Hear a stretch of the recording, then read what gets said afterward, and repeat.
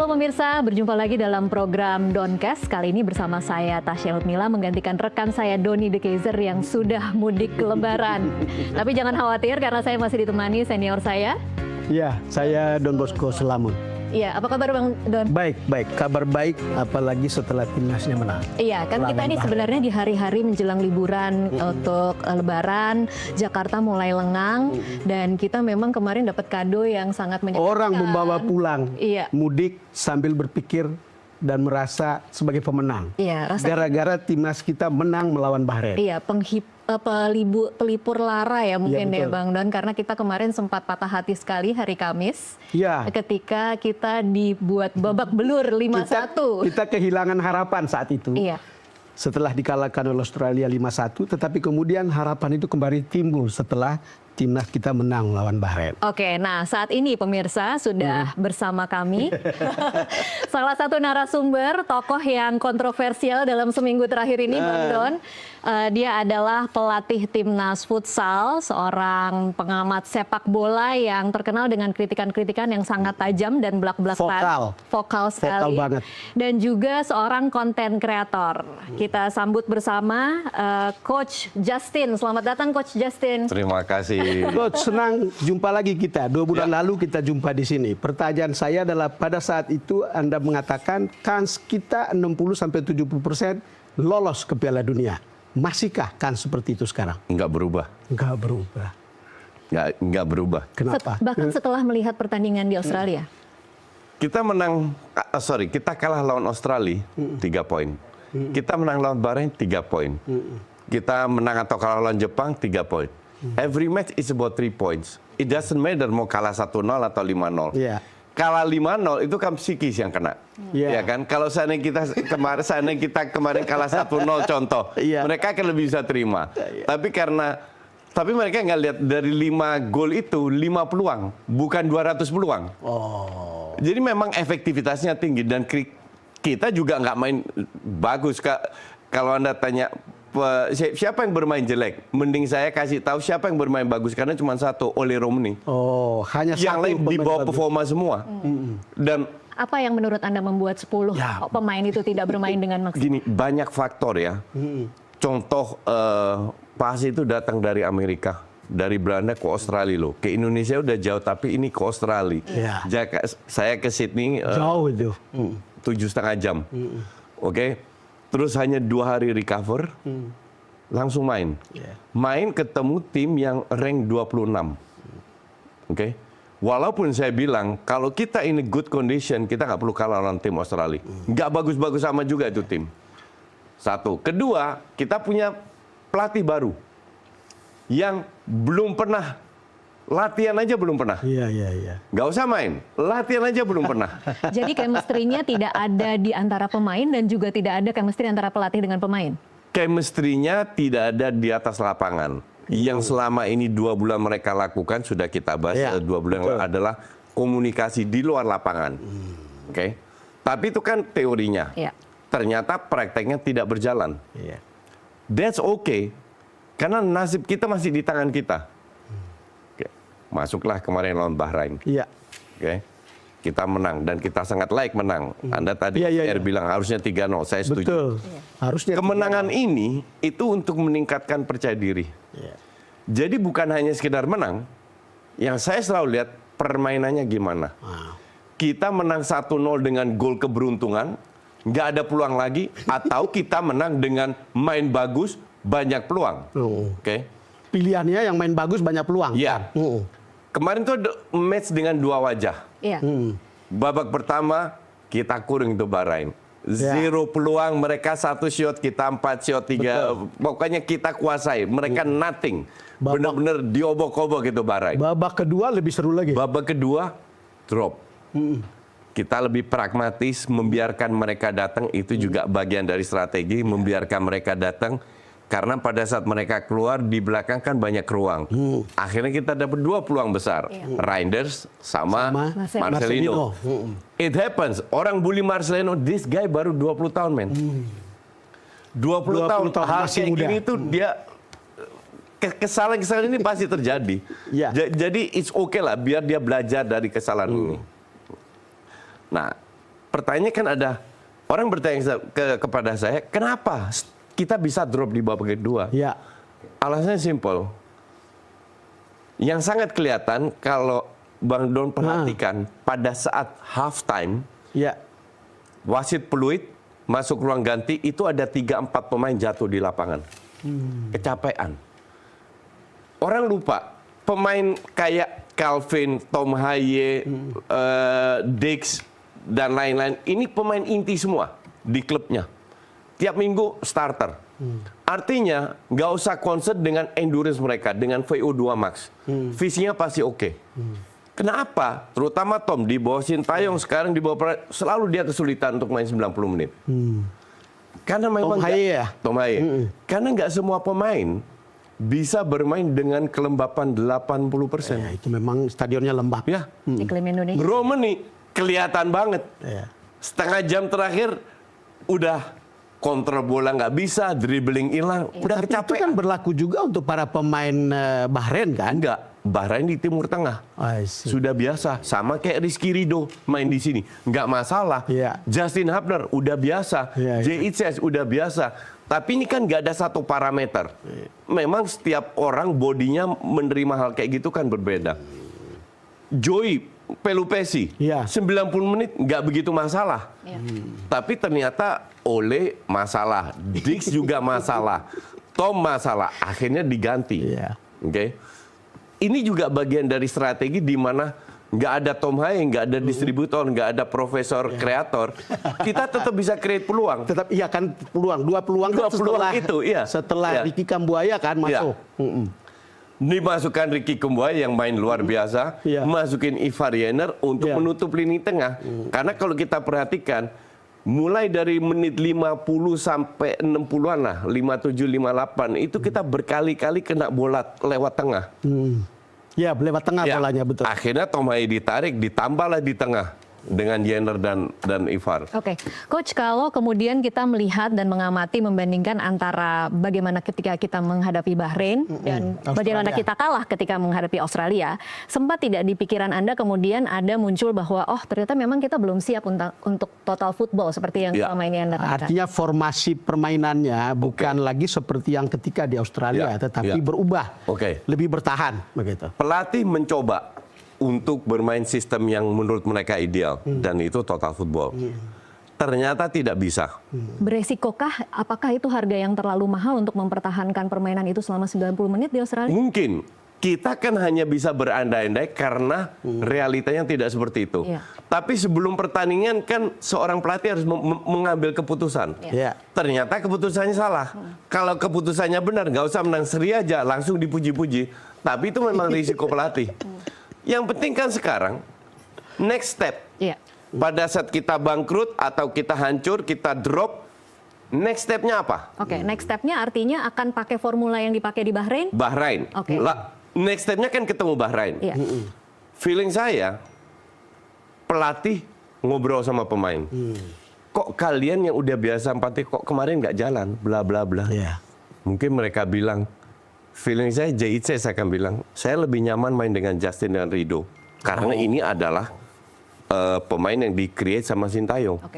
Jadi sudah biasa bermain. Apakah Messilhurst bukan pemain bagus? Messilhurst itu lebih bagus daripada Justin sama Rizky Ridho. Tapi tidak cocok.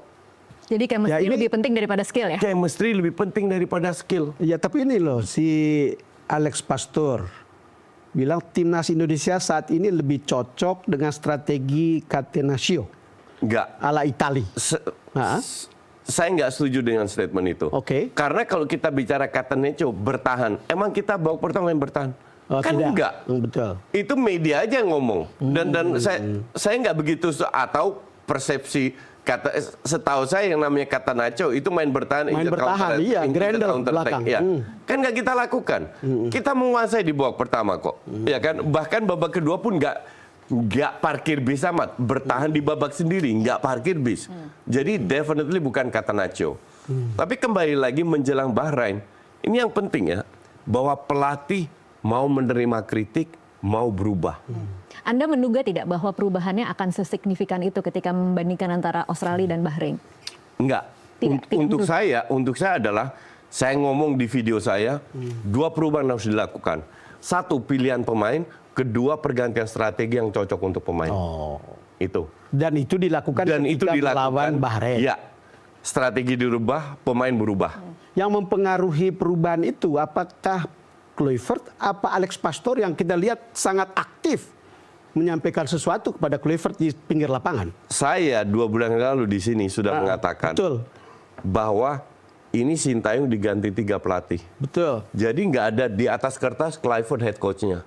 Tapi mereka dan beruntung selalu disorot sama kamera. Betul. Bahwa Pastoor itu sangat aktif. Sangat aktif. Jadi 3 pelatih ini ibarat jadi satu. Jadi kalau dibilang Pastoor gantiin Kluivert, enggak. Mereka ini ibarat tiga-tiga punya peran yang berbeda yang dijadikan satu. Jadi bukan masalah Pastoor, Kluivert atau Lansat, enggak. 3 pemain ini. Sorry. 3 pelatih ini jadi satu. Lah kalau Coach Justin lihat kemarin pertandingan ini, apakah levelnya sebegitu timnas kita atau mestinya bisa lebih baik dari kita lebih bagus. Bisa lebih bagus. Dengan kualitas pemain ada, for sure bisa lebih bagus. Tapi kan kembali waktu. Ini untuk lebih bagus kan butuh proses. Ya. Tapi saya juga paham dengan mayoritas fans Indonesia, kita harus menang. Itu saya setuju. Jadi sambil proses berjalan melihat line up yang bagus seperti apa, kita tetap harus menang. Ya. Nah, saya flashback kembali ke 60-70% tadi, belum saya jawab. Ya kan? Kalau kita lolos, kalau kita menang lawan China, kemungkinan besar kita lolos. Bahrain ketemu Saudi di kandang Saudi, seri aja kita lolos. Ya. Apakah kita bisa menang lawan China? China rank 6 di grup lo. Come on. Kemarin saya nonton China lawan Australia, bermainnya sangat terbuka. Artinya mereka butuh poin. Kalau mereka sisa 2 pertandingan menang, belum tentu lolos. Artinya mereka harus artinya mereka harus menang. Oke? Berarti seperti match pertama kita kalah karena mereka parkir bis. Sekarang kemungkinan besar seperti lawan Australia harus menyerang. Mereka harus menyerang. Dan ada peluang buat kita. Jadi harusnya dengan komposisi ini kita akan menang, karena dengan kemenangan Bahrain ini saya tidak lihat hanya 1-0, tapi saya lihat permainannya sudah oke. Pemain nyaman dengan sistem ini. Mungkin babak pertama cari gol dulu, full. Babak kedua lebih bertahan karena masalah fisik, masalah stamina, ngincar counter attack. Kedua, pilihan pemain. Pelatih baru datang kan nggak tahu siapa yang paling cocok. tidak kita sudah tahu lah, atau penonton tahu bahwa back kita itu solid. Yang namanya J.Itzes, Hapner, sama Rizky Ridho. Apa yang terjadi kalau J.Itzes cedera dan Rizky Ridho? Itu masalah. Itu nggak masalah. Itu tidak boleh jadi masalah untuk pelatih. Betul. Pelatih siapa harus orang plan B. Pelatih harus punya itu. Jadi kita nggak bisa, we cannot rely on 1-2 person. Oke. Kalau itu terjadi, itu pelatih yang salah.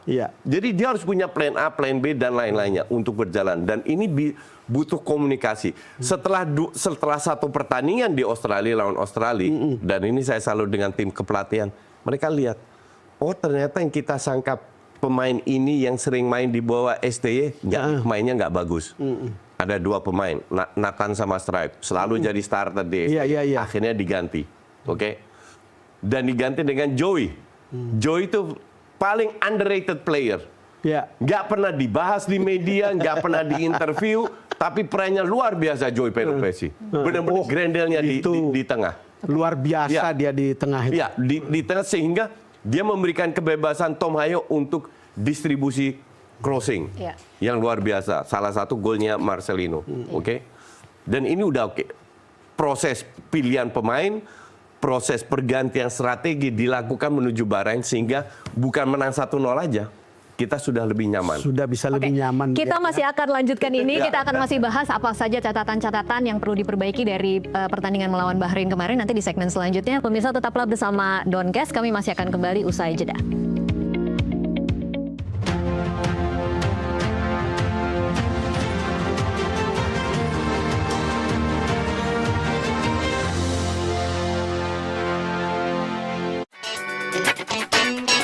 Dapatkan update berita dari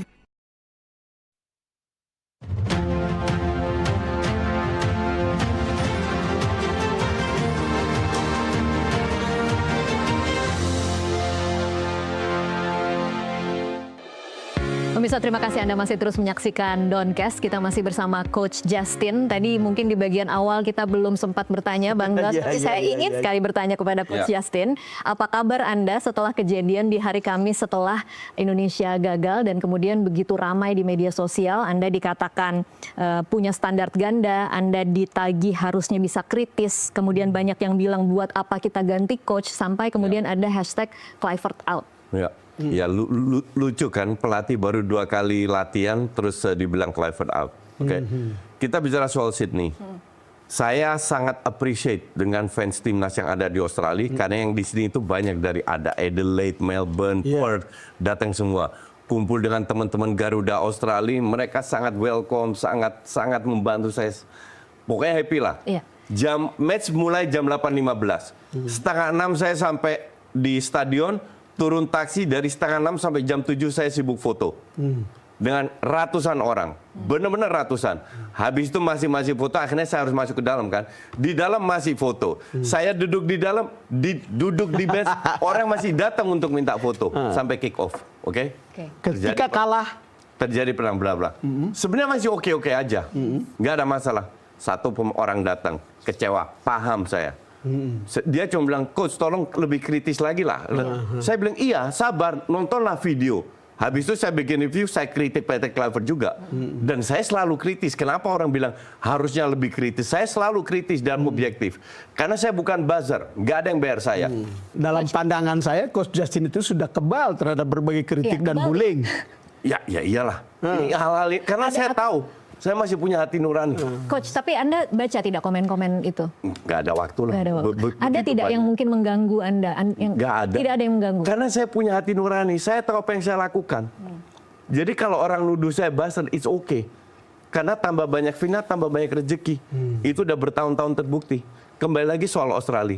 Hanya satu, disorotlah masuk ke media. Setelah dia pergi, saya masih ngobrol dengan 20-an orang pemain, 20-an fans. Mereka paham semua, itu pun untung masuk di media juga. Ya, apa yang terjadi ketika Anda berfoto-foto dengan Marcelino? Nah, itu lalu juga dibilang itu bahwa, juga saya di framing. Jadi gini, kita kan ada IRL live 48 jam. Saya tunjukkan WhatsApp saya nanti dengan Pak Sumarji. Jam 11.20-an. Pak Sumarji, jika berkenan, saya lagi di sini, bisa nggak kita interview sedikit, 30 menitan? Oh bisa, datang sekarang aja. Nggak bisa Pak, karena kita hotelnya mencar-mencar. 1 jam lagi bisa nggak? Oh ya bisa, datang aja. 11.20 itu. Jadi sekitar 12.30-an saya janjian. Saya masuk hotel. Ketemu dengan Diki, ketua Jackmania. Ngobrol-ngobrol sebentar. Saya bilang, saya lagi janjian sama Pak Sumarji. Nggak lama kemudian Pak Sumarji turun. Jadi hotel Intercon itu lobbynya kecil, oke? Kita turun, Pak, kita cari tempat dulu. Oh ya, oke. Turun ke bawah, ternyata di sebelah ada kafe, oke? Pas pada saat jalan keluar hotel, Marcelino baru foto sama teman-teman saya, Hanif dan lagi masuk ke dalam. Karena kita kenal, dia nyapa coach, saya bilang, Marcel, salaman, hanya salaman. Justin saya belum pernah kenal, tapi dia salaman juga saya. Murni salaman, difotolah. Lalu tersebarlah. Lalu tersebar seolah-olah saya ganggu. Ngobrol aja enggak. Tapi benar tidak kalau Pak Sumarji mengaku dia tidak tahu bahwa itu dalam keadaan live? Dia pikir itu hanya untuk kepentingan taping atau podcast. Nah itu saya nggak tahu. Setahu saya, kita bilang itulah. Cuman itu saya lupa. Itu saya lupa bahwa jadi akhirnya kita dapat tempat di apa namanya di hotel di lantai 1, disitulah Jordi lewat dan lain-lain lewat. Pada saat kita live, saya bilang Pak Sumarji yang khusus interview kita mau saya up lagi biar orang nonton. Ternyata nggak boleh. That is okay. Setelah itu saya masih ngobrol lewat telepon dengan Pak Sumarji. Kalau saya nggak boleh nggak masalah. Jadi ini sudah. Tapi kalau dibilang bahwa Justin dengan foto yang sudah ditempel pas saya salaman dengan Marcelino, seolah-olah saya yang influencer mengganggu pemain, nggak ketemu pemain sama sekali kok. Ngobrol aja nggak, cuman salaman aja. Tapi akibatnya kemarin di Fairmont jadi clear ya, tidak boleh ada tanda tangan kemarin waktu pas di GBK. That is okay. Cuman saya hanya mau menjelaskan, di situ kan ada beberapa influencer. Iya. Habis itu masih ada yang datang, mungkin yang disebut mereka bukan saya. Iya. Karena brand yang saya represent sudah protes ke PSSI. Dan PSSI mengakui bahwa itu bukan saya. Oke. Coach, kita kembali ke sepak bola. Ya. Saya ingin sekali Coach mengomentari beberapa nama pemain kita. Oke. Yang kita lihat misalnya oleh... Sebenarnya sebelum itu saya ingin sedikit jelaskan soal 60-70% itu. Oh, mau lagi Boleh? jelasin? Silakan. Jadi kalau seandainya kita lolos, oke, rank 4 asumsi kita lolos lah. Kita ketemu bagi 2 grup lagi kan, 2 match lagi. 2 match kita ketemu kemungkinan besar 4 negara dari Timur Tengah. Dan itu negara yang rankingnya lebih di atas loh. Semua di atas. Iya. Sampai sekarang pun, sekarang juga di di atas. grup ini pun semua di atas. Iya. Tapi ketemunya siapa aja? Tapi bukan tim-tim yang Timur Tengah yang canggih kayak Iran, Uzbek itu terlalu canggih. Yang selevel Bahrain sama Saudi. Oh. Siapa aja? UEA. Kemungkinan besar Qatar. Kemungkinan besar Oman. Irak? Kemungkinan besar Irak. Masih ada kemungkinan, oke? Kalau kita dengan masuk di grup ini bermain 2 match di lapangan netral. Artinya nanti mainnya tidak di home and away. enggak, hanya 2 match. Kan ada 2 grup. Ya. 3 negara yang juara 1 akan lolos langsung. Betul. Yang juara 2, yang rank 2 akan diadu lagi. Nah, ini repot. Kalau kita masuk ke putaran kelima berat. Kita harus bisa seal di putaran 4. Dan itu visible. Kenapa itu visible? Kembali ke 60-70%. Kita membuktikan kok lawan Bahrain, lawan Saudi, 4 kali main, 2 kali seri, 2 kali menang. Juara Arab tuh Bahrain kan? Oke. Kan katanya juara inilah, juara itulah. Kita membuktikan bisa kok. Oke, kalau kembali lagi ke bagaimana 1-0 itu kemarin cukup bagus, tapi sebenarnya ada banyak peluang yang tidak terkonversi menjadi gol. Apa catatan Anda untuk bagian depan? Ya, this is football, bukan matematika. Tidak semua tim bisa mencetak 100 gol, 100 peluang 100 gol. Oke? Bahkan pemain-pemain top dunia pun bisa miss peluang seperti Orang menganggapnya 99% jadi gol. But still masih ada 1% yang tidak gol. Inilah indahnya sepak bola, bukan matematika. Tidak bisa kita prediksi ini pasti gol atau enggak, ini bla bla bla. Oke, tapi catatan untuk perbaikannya apa, Coach? Mereka harus lebih fokus. And it's about quality. Kenapa sebelumnya sebelum oleh Romani datang kita susah cetak gol? Mungkin sueknya Sintayong nggak punya pemain kayak Ole Romani. Iya, tapi kan lagi-lagi kita tidak, seperti kata Anda tadi, kita tidak bisa bergantung pada Ole seorang. Betul, nggak ada pilihan. The point is nggak ada pilihan. Paling kalau Ole diganti, Sananta dimasukin. Orang kritik Sananta, saya tanya berapa peluang yang Sananta dapatkan? 0. Berapa suplai bulan dia dapat? 0. Susah juga. Yang ada bola belakang dari depan, bukan samping ke depan. Iya kan? Ya susah juga untuk jadi seorang Sananta. Nggak fair juga untuk kritik dia. Jadi kalau dibilang seandainya Ole Romani cedera, kesulitan kita. Nah, maka dari itu berdasarkan 60-70% itu berdasarkan semua fit. Harus sehat walafiat semua tanpa cedera. Kualitas kita itu tier 3, tier 4 Eropa. Tier 3, tier 4, bukan tier 2 ya. Bukan tier 1, 2. Emang ada pemain kita yang main di Man United atau di Chelsea atau di Fulham atau di nggak ada. Yang ada di Champion. Justin main di U21 Wolves. Ya, Nathan di U21. Tiernya seperti itu, tapi toh penonton kita luar biasa semangatnya, bukan? Itu the best. Kalau soal penonton, mungkin kita salah satu terbaik di dunia. Cuman kita harus realistis juga. Beruntung grup kita nggak terlalu berat dalam arti kita bisa mengawal. Kalau dari A, B, C, kita grup C, ini yang paling berat. Oke? Tapi peluang kita benar-benar di tangan kita sendiri. Di kandang menang 1-0 aja lawan Cina, 90% kita lolos. Ya kan? Tidak tergantung pada pertandingan yang lain. Tidak terlalu tergantung. Terus tinggal ketemu nanti yang tim Timur Tengah. Semoga ketemunya let's say Oman sama UEA atau sama Qatar lah atau apalah. We can have them. Bisa, sangat bisa. Bisa mengalahkan. Ya kalau Bahrain bisa dikalahkan, Arab bisa dikalahkan, mestinya bisa. Saudi sama Bahrain loh. Ini jagoan juga di Timur Tengah. 4 kali main, 2 kali seri, 2 kali menang. Kenapa yang lain nggak bisa menang? Kan gitu. Nanti kalau kalah, Coach Justin dibully habis juga itu. Risiko. High risk, high gain bukan? Iya kan? Iya. Kalau saya kan memberikan pendapat. Pendapat saya itu dari hati saya, bukan dibayar atau disuruh orang ini itu dan lain-lain. Kalau saya ternyata salah dan saya juga manusia pasti bikin kesalahan, ya saya siap dibully, sesimpel itu. Tapi di Indonesia ini lucu. Jadi yang saya bukan pelatih, bukan pemain, bukan pengurus PSSI, tapi saya yang kena bully. Nah, karena kan begini, Coach, sering. Sama juga orang mengeritik, orang yang menulis. Soalnya komentator itu lebih pandai dari seorang pelatih. Pada umumnya orang kan menganggap seperti itu. Iya, enggak juga. Kita hanya, saya ini kan cuma netizen sebenarnya. Saya hanya memberikan pendapat. Enggak percaya pun enggak masalah. Enggak pernah saya suruh orang nonton video saya kan. Iya kan? Atau mungkin Anda dianggap sebagai salah satu tokoh yang memang mendorong STY untuk diganti kali.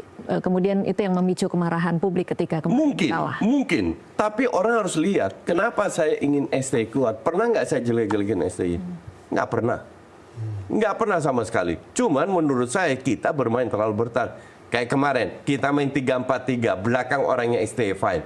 Jadi yang menurut saya, kita itu pelatih baru meneruskan, memperbaiki sistemnya STY. Bukan meniru sistemnya STY. Kenapa? Jarak antar pemain lebih dekat, sirkulasi bola lebih oke. Kalau dulu jarak kan jauh-jauh semua, harus lari-lari, transisi, menit 60 kita. Jadi memperbaiki sistemnya saya. Bahwa kita berterima kasih sama STY, iya, kan dia menaruhkan fondasi. Ini next step untuk meneruskan yang sudah dijalankan sama STY. Itulah kenapa saya minta diganti, bukan karena STY jelek. Oke. Kita nanti saat menghadapi Cina kemungkinan tidak akan punya Martin Paes dan Marcelino. Akan seperti apa gambarannya nanti kita bahas di segmen selanjutnya. Pemirsa tetaplah bersama Downcast, kami masih akan kembali usai jeda komersial berikut.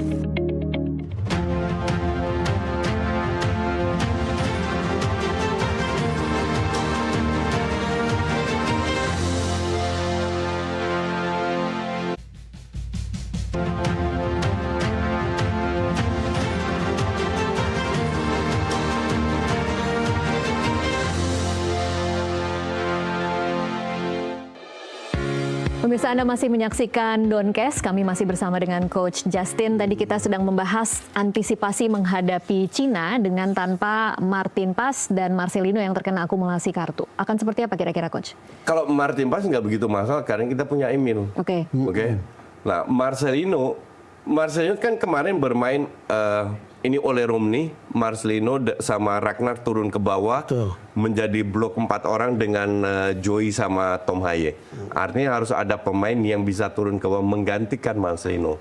Saya rasa siapa di tempat itu? Saya rasa Reinders salah satu bisa. Reinders, atau mungkin bisa dicoba pemain lokal. Saya rasa nggak begitu terlalu jadi masalah lah. Sekarang kalau coba satu pemain lokal, siapa itu yang bisa di tempat itu?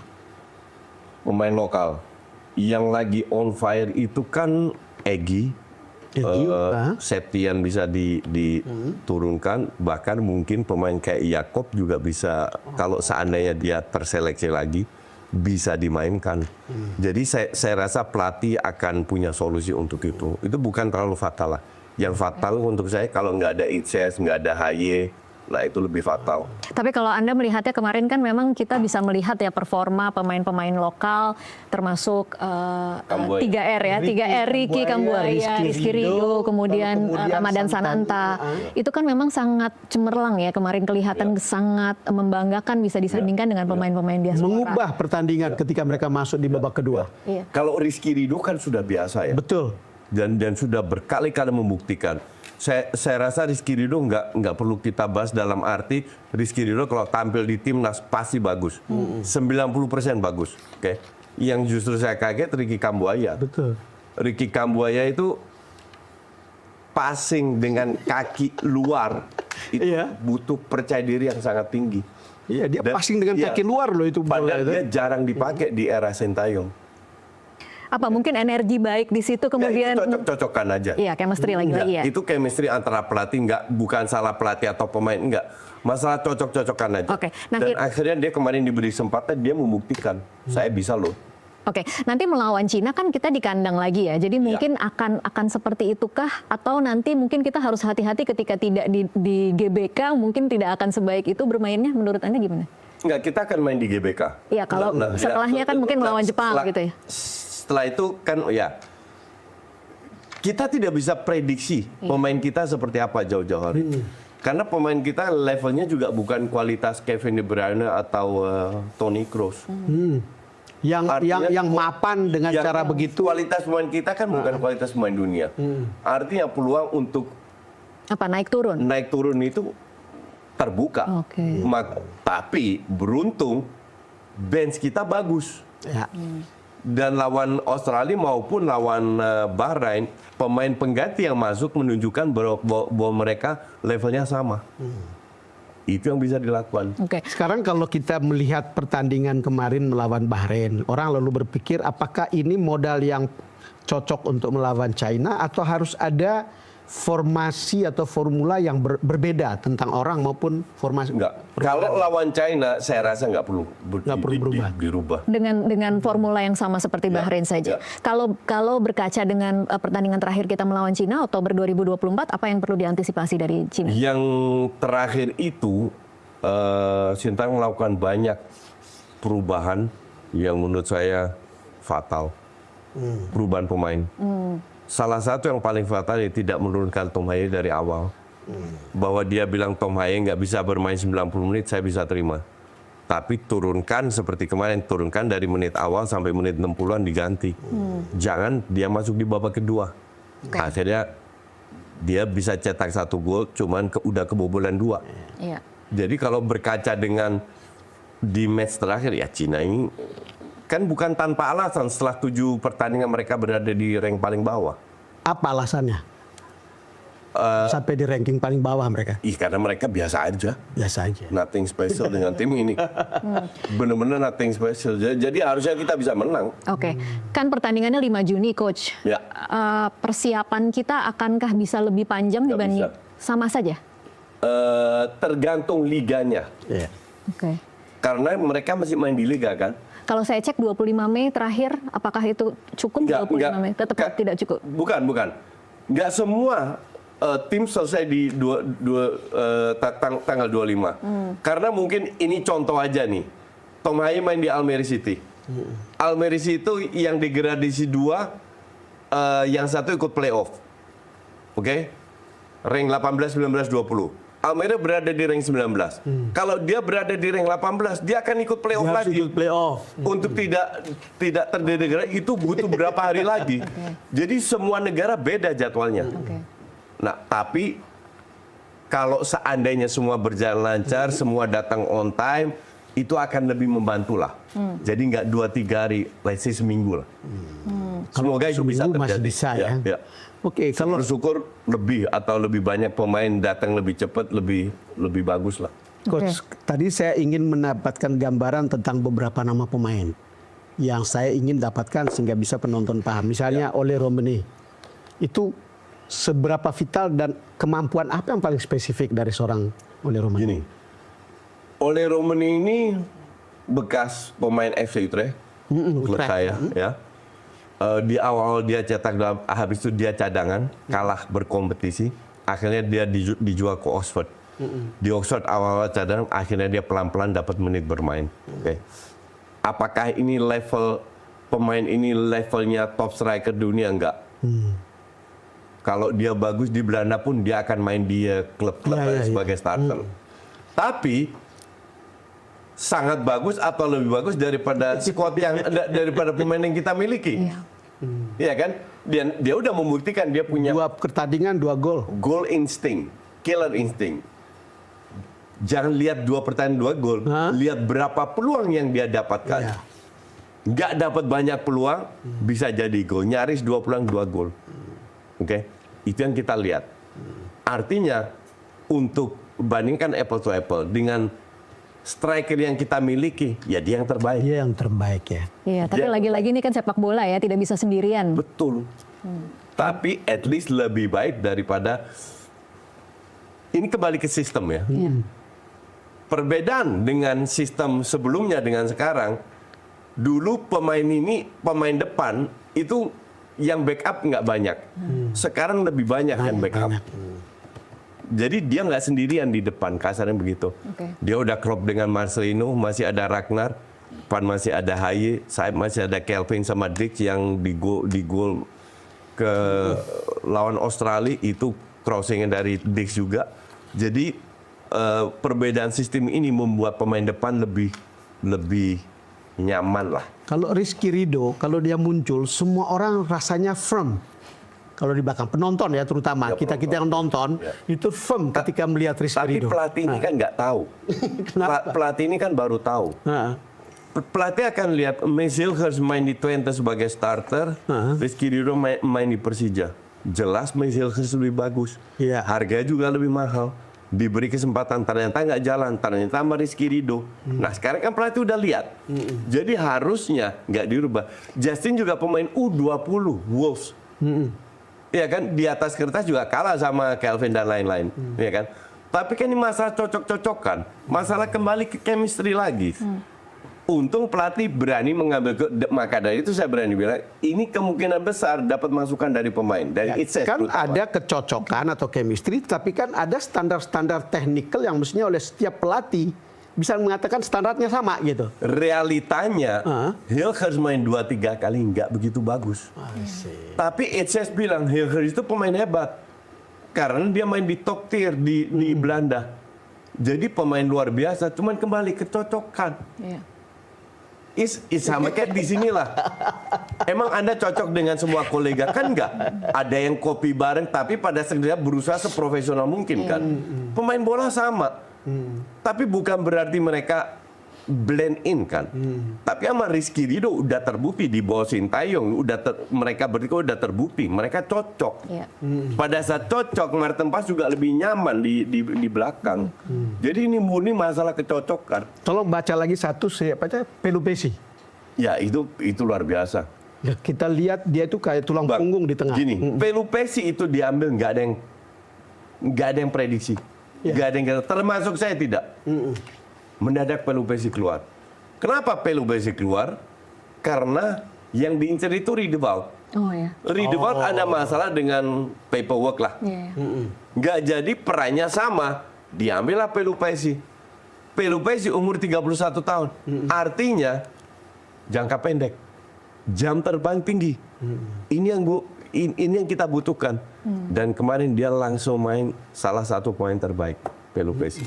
Nggak kelihatan, nggak kasih assist, nggak kasih passing, tapi banyak potong bola. Banyak potong bola ya. Ruang buat Tom Haye. Benar nggak sih akan ada naturalisasi tambahan, Coach? Semoga. Masih harus butuh lagi ya? Kenapa enggak? Ya iyalah. Ya, sekali lagi pemain kita kan tier 2, tier 3, tier 4. Tetap butuh. Yang kita butuhkan kedalaman squad. Butuh di lini mana lagi nih berarti, Coach? Lini depan sama lini tengah. Itu masih butuh. Belakang kayaknya udah lumayan aman. Kemarin ya Coach ya, saya perhatikan pertandingan itu ketika memasukkan Ricky Kambuaya, kemudian penyerang kita satu lagi, kan itu mengubah permainan.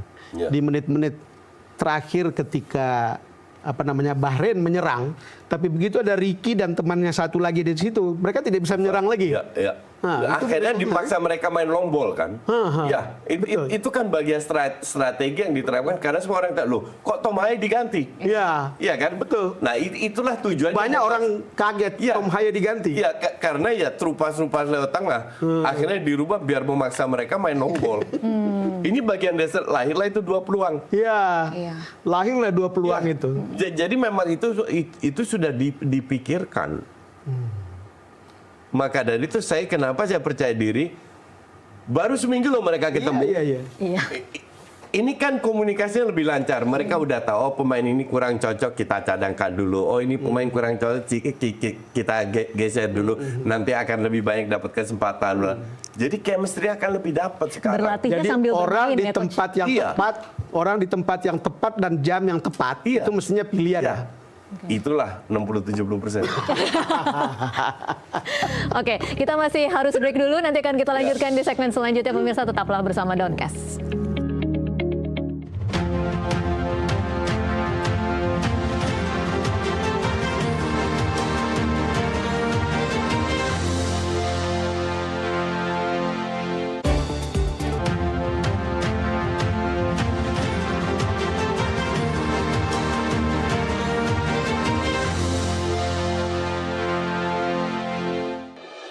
Ya pemirsa, Anda masih bersama dengan Downcast. Ini adalah segmen terakhir kita dalam perbincangan kali ini, masih bersama dengan Coach Justin.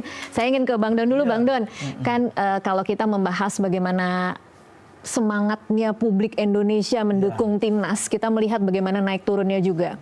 Kemudian kita juga mengamati bagaimana kita mencoba mengupgrade tim kita, mengupgrade pelatihnya, tapi juga mungkin ada catatan harus di-upgrade juga penontonnya yang kadang-kadang suka tidak siap kalau ketika menghadapi kekalahan. Berkaca pada pengalaman Coach Justin, harus ada yang disalahkan kalau kita tiba-tiba kalah. Memang penonton kita itu untuk satu hal ya, menurut saya ada fantastis. Ya. Walaupun tentu ada sikap yang kemudian tiba-tiba ekstrim ya. Ketika kalah gitu, kita susah menerima kekalahan. Tetapi kalau lihat kehadiran mereka di stadion, terutama di GBK, fantastis. Apalagi melihat bagaimana koneksi antara pemain dengan fansnya kemarin ya. Antara pemain dengan penonton itu seperti terasa begitu dekat. Dan ketika lagu Ibu Sut dinyanyikan terakhir, saya merasa itu sangat Padamu Negeri ya? Emotional touch itu tinggi. Lagu itu. Coach, kalau kita lihat semangat penonton kita dan kualitas permainan, apa yang Anda lihat? Penonton ini kan sebenarnya penonton kita itu nggak neko-neko. Mereka mau kita kalau bisa menang, kalau bisa main bagus. Kalau nggak main bagus pun yang penting menang, ya kan? Tapi ini kan butuh waktu. Dan saya bicara dengan beberapa penonton yang garis keras lah. Ya. Mereka bilang, ya kita bukan anti Patrick Kluivert, tapi Patrick atau kita bukan fansnya Sintayong, kita fans timnas. Tapi Sintayong sudah bisa memikat hati kami. Kluivert belum. Saya setuju. Tapi kan nggak fair juga kalau ini nggak diberi kesempatan. Dan mereka juga bilang kalau Kluivert menunjukkan bahwa dia bisa memberikan yang terbaik buat Indonesia, pasti kita gandeng, kita rangkul. Dan kemarin tuh saya lihat foto bahwa koordinator dari Garuda fans kita yang garis keras itu sudah bisa menerima Patrick Kluivert. Jadi ini semua masalah waktu lah. Waktu nanti akan berbicara bahwa jalan kita ini sudah benar. Tapi setuju tidak, Coach, ketika kemarin kita melihat bagaimana koneksi antara penonton dengan pemain, memang penonton itu punya andil yang besar untuk memberikan energi pada pemain. Iya, penonton itu sangat penting. Mereka nggak bisa cetak gol, betul. Cuma mereka bisa memotivasi. Sekarang tergantung mentalnya seperti apa kan? Kan juga kualitas. Kalau kita ketemu Brazil di sini atau ketemu Inggris, timnas lawan timnas, mau disorakin gimana pun tetap kalah. Iya. Iya dong. Pastilah ya. Bukan berarti disorakin akan bisa, tapi minimal pemain bisa diberikan semangat. Dan lawan kita kan bukan level Brazil, Inggris atau Italia. Level kita kan China. Tapi bayangan Anda bagaimana caranya kita mentransformasi penonton kita, publik kita, agar kemudian ini kan olahraga ya, harusnya menang kalah kan sesuatu yang biasa. Itu harus dari sosial media, dari influencer. Cuman yang jadi sekarang, influencer banyak yang riding the wave. Saya bikin kesalahan oleh teman-teman saya malah diinjek lagi. Teman-teman sendiri? Ya. Teman sendiri beneran? Yang lingkaran satu yang saya kenal lah. Wow. It happens. Dan itu membuat penonton tambah semangat untuk ngajar saya kan. Yang saya nggak pernah lakukan. Saya bukan level untuk naik dengan menginjak martabat orang. Bukan cara saya. Nggak pernah saya lakukan. Tapi tiap orang kan berbeda. Itu hak mereka. Jadi itu harus dari influencer untuk menjalankan. Itulah kenapa saya selalu mengedukasi pemain, penonton. Bahwa menang kalah itu part of the game. Kecewa biasa kok. Saya pun juga kecewa, bukan kalian aja yang kecewa, ya kan? Tapi ini kan semua ada jenjangnya, ada apa namanya, hitung-hitungannya. Maka pada saat saya kalah lawan Australia, Sydney, kan saya malamnya makan, ketemu banyak orang. Di Chinatown ketemu banyak orang. Habis itu saya nggak langsung pulang.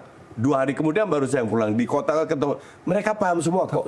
Sebetulnya kan Mereka paham semua. Sebetulnya kan keriuhan itu ada di sosmed. Iya, betul. Iya. Kalau lihat, saya ini penonton bola, jadi tahu bagaimana GBK itu berubah.